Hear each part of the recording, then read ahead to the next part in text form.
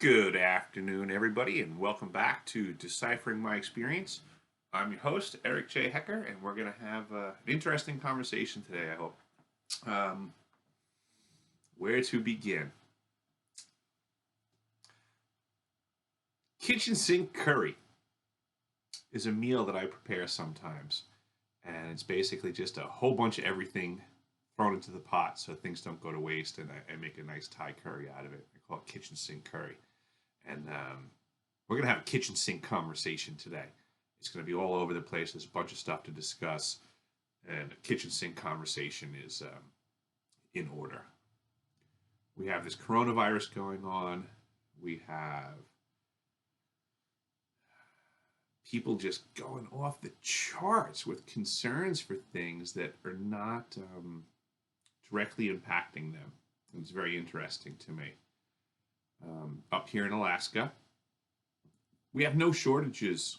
There's a lack of toilet paper, effectively. Certainly a lack of toilet paper in the stores, but everybody's got it in their houses. Everybody's got it at every establishment that I've been to.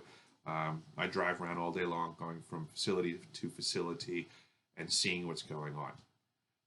Certainly, it has become a ghost town here with all the regulations that are going on.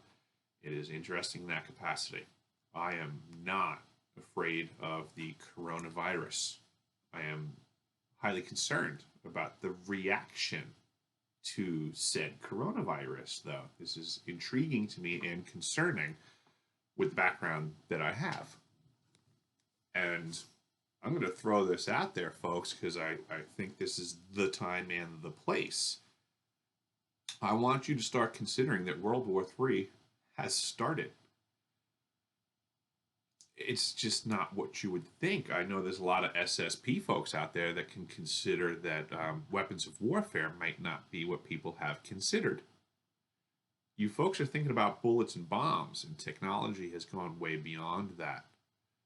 It's a whole new level. The idea of what's going on in our nation right now being effective against a supposed disease we're being presented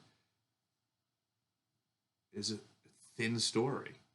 But if we look at what's being presented, what's actually going on around us right now, if we are to remove certain details, such as the title of the problem just simply being a virus, let's just remove that from the conversation and look what's going on around us.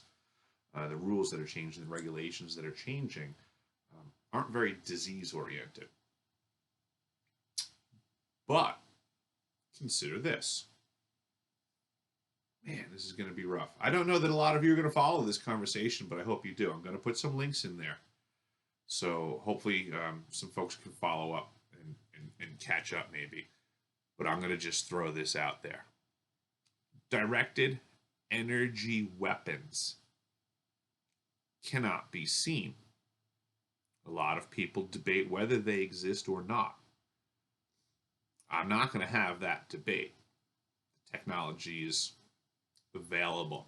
The question is whether or not people would consider to utilize it.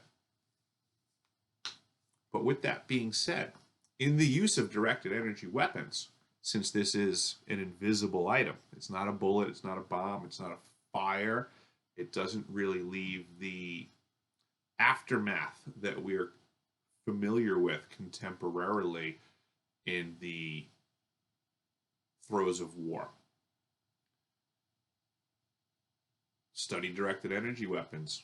Look up the work of folks like Dr. James Giordano. I'll put a link in there.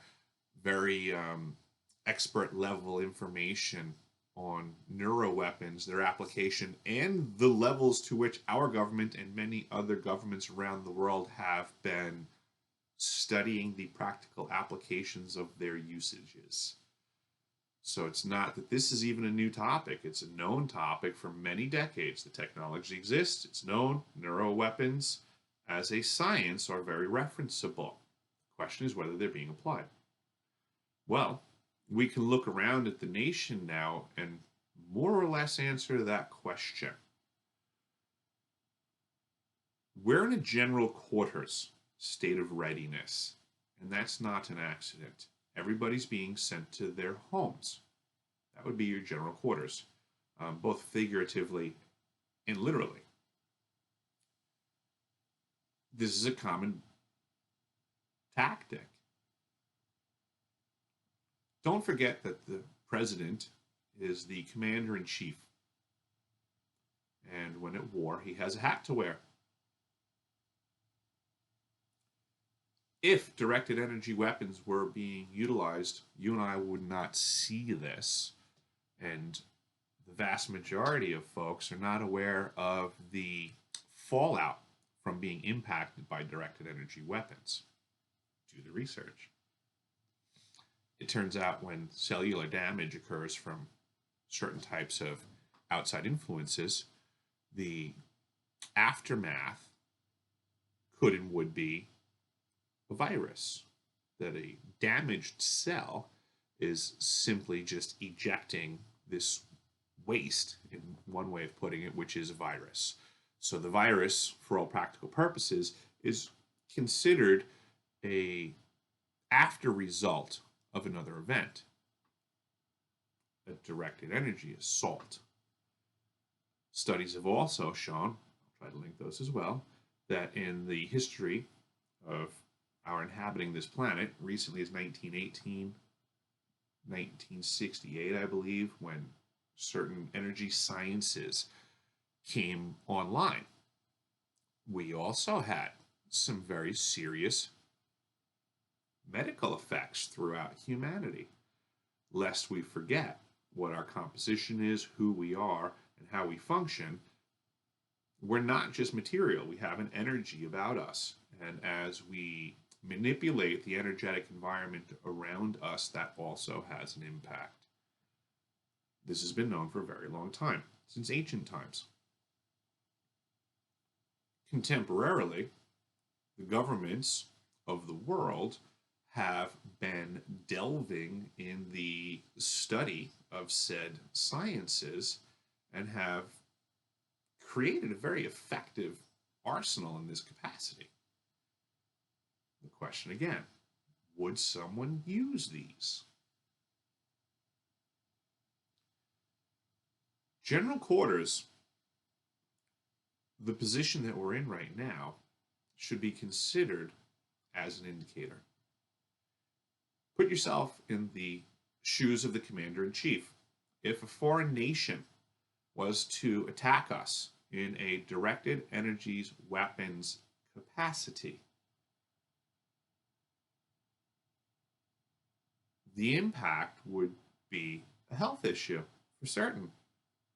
By any definition, it would cause the demise of the health of the people that the weapon was fired upon.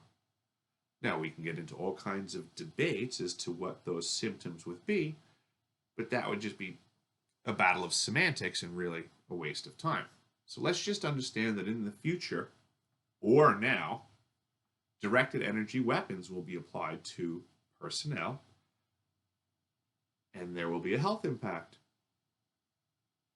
How would a commander-in-chief, especially in a circumstance when it's an original assault, without any precedent, deal with such things? And a general quarters call would be a very, very good call. Everybody running around the country, all over the place, showing the signs for what those in the know would be a directed energies weapon assault, would have a very hard time figuring out who it came from, how it came from, where it came from, what it came from, if people kept moving around. So, I'm going to suggest that it would be standard operating procedure step number 1. If you found yourself in the first ever directed energy weapons attack on your nation, have everybody go home as fast as possible and stay still. It's only at that point that you can actually do an effective damage control assessment. Where have you been fired upon? From what direction? Who's been impacted? What's the strength?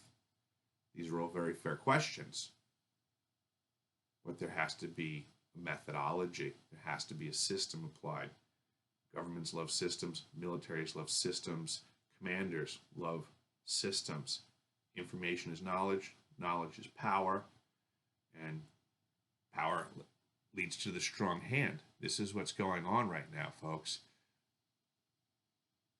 The technology exists. You may or may not be aware of it. People evil enough to utilize these technologies exist. You may not be aware of it. This is stuff that you need to consider, that maybe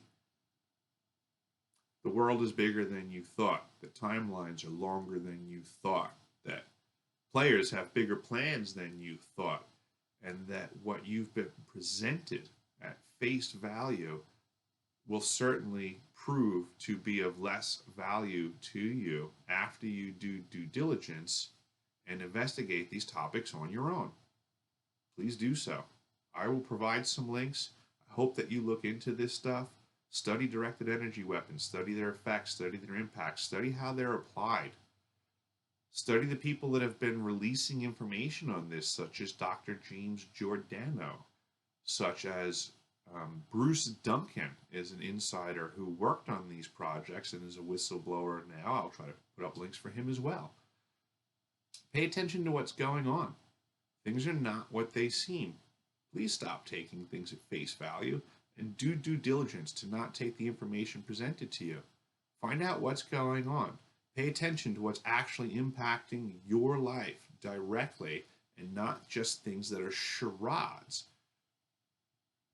It's getting crazy out there. The stories that I'm hearing from people, the belief systems that folks are formulating without any challenges. They're just taking information that's being presented to them, and it is as good as gold. So please be careful.